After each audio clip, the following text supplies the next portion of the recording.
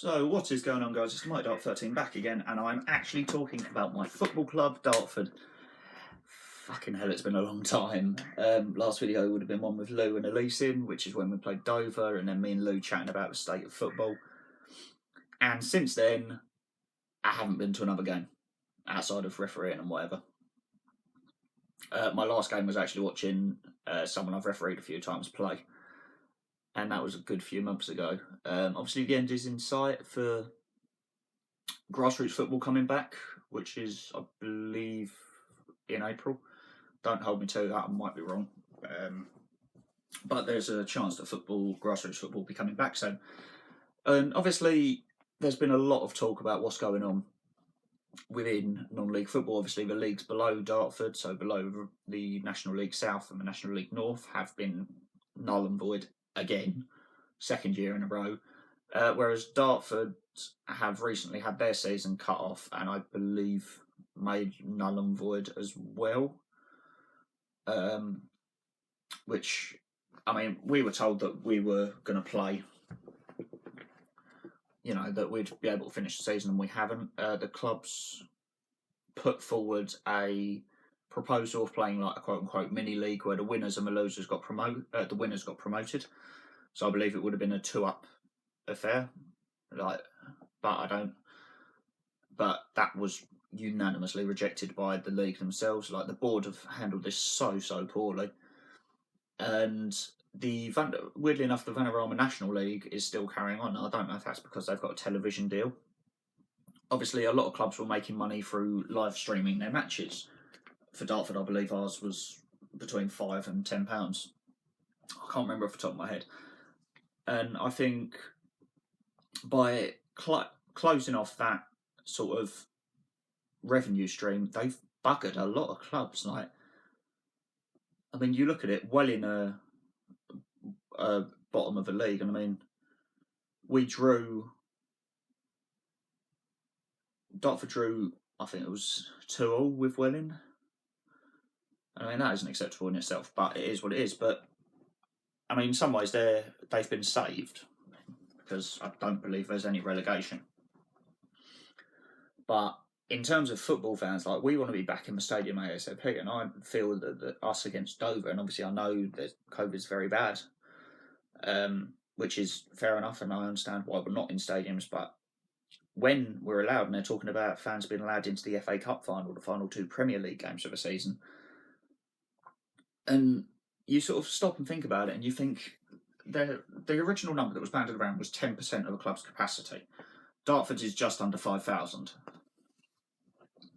30% capacity. Well, Dartford's is just under 5,000 people.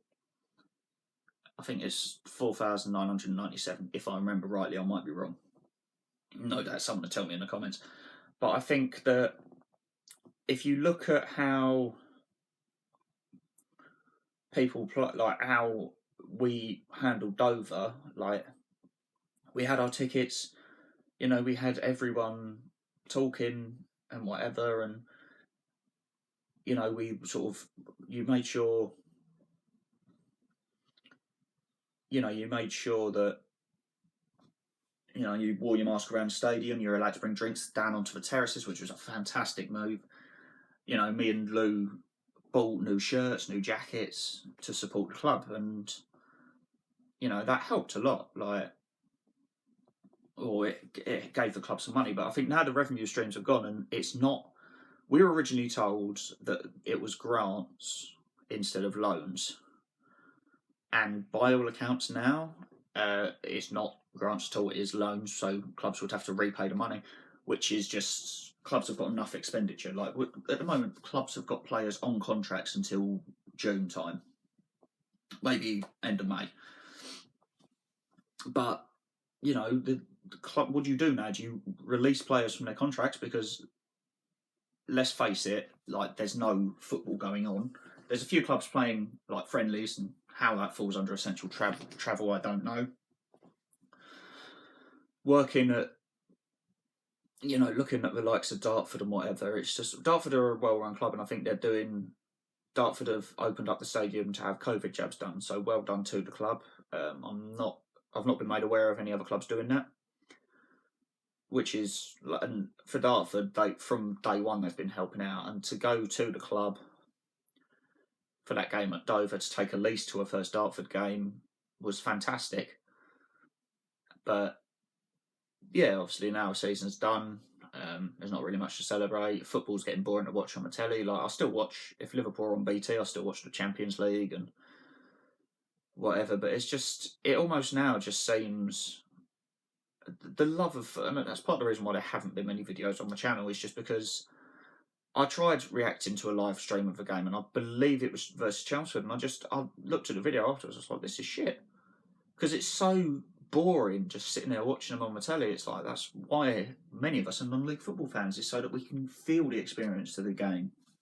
You know, be it Phil screaming abuse at the referee, to Colin ripping the piss out of me, to Paul Hurley drunkenly interviewing Ben Greenhow a few years back. What a video that was. And, like, I mean, I remember that after we'd lost 4-0 at Chelmsford, I was absolutely clattered, and you could just see it. But then, you know, it's memories like that that mean the world to me. Like, you look at YouTube and whatever, and I've been doing this now for about 6 years, I think. And it's incredible. Like, I've been going for that long, but honestly considered quitting, because there's no... It's different now, Formula One's back, but my channel was predominantly football and the occasional podcast. And you look at the likes of, you know, other fans. I mean, I know Mark from Tunbridge Fan TV was doing watch-alongs. I know that there's a group of non-league supporters, including Josh Mann, who's a friend of the channel, who has set up a non-league podcast, which is fantastic, so well done to those guys. But I mean, in terms of matchday vlogs, I could do reactions to Liverpool games or to watching the Premier League, but that doesn't interest me. I'd rather be in the game, like at the game, in the flesh. So this isn't so much about Dartford now as me just admitting that I'm fucked off with not being able to watch games live, but whatever. It should be called Updateisms. But yeah, overall, I just... Excuse me. I'm sort of slightly worried of where football's going from here, but obviously the end of lockdown is now in sight.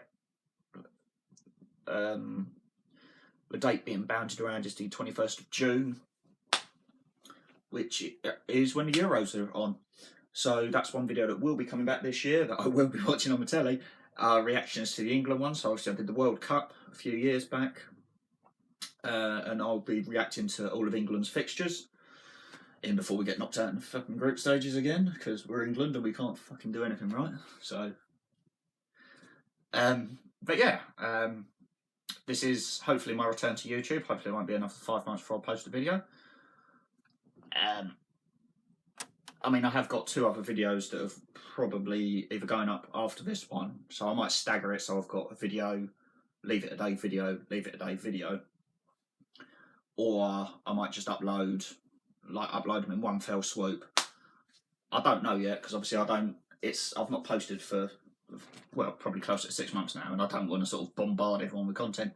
As for podcasts and whatever, I'm potentially going to try and get a couple recorded with Matt. I've obviously got to talk to him. But yeah, I think overall it feels good to be back doing videos. And obviously I know one was about Murray Walker, and obviously that was quite a sad one, but it feels good to be back making videos. But yeah, hopefully, so any news that comes out about Dartford, I will get the camera on and start talking about it, and sort of give my views and as I normally do. As I've said, I'm a 2-bit YouTuber, no one fucking listens to me anyway, so who cares? But yeah, all I will say is thank you to the players and the staff at Dartford for giving us some form of entertainment, even if it was just like live streaming the games and the highlights being put on the channel, on the official channel of Dartford. It's fantastic, so I just want to thank the club and the players for doing that, and hopefully guys, we'll see you soon. But yeah, play up Dartford. Like, let's cross our fingers and hope that soon we'll be back screaming our boys on. This season's done, whatever, but now the turn, hopefully we'll be back next year, and hopefully football will be back to relative normality soon. So I'll leave this video here, guys. Thanks for watching. Thank you so much for the patience, by the way. Like, with everyone, for people just sort of understanding that I've had a lot of stuff go on in like my personal life off of YouTube, and understanding that YouTube takes a back burner to that. But it's fantastic. I'm so happy to be back. I'll be honest, I've been bored shitless without videos to edit, even though Dartford really fuck me off sometimes, and I hate editing videos when we've lost. But yeah, thanks for watching. As I said, podcasts, fingers crossed, we'll be back soon. I'm going to get on and chat to Matt. Hoping the audio quality is going to be a bit better on the podcasts, but I've still got to figure some bits out on that. But yeah, thanks for watching, guys. Return of, updateisms, they're not really football vlogs, but yeah, update on that. Thanks for watching. Don't forget to like, subscribe, share, and I will hopefully see you in the next one.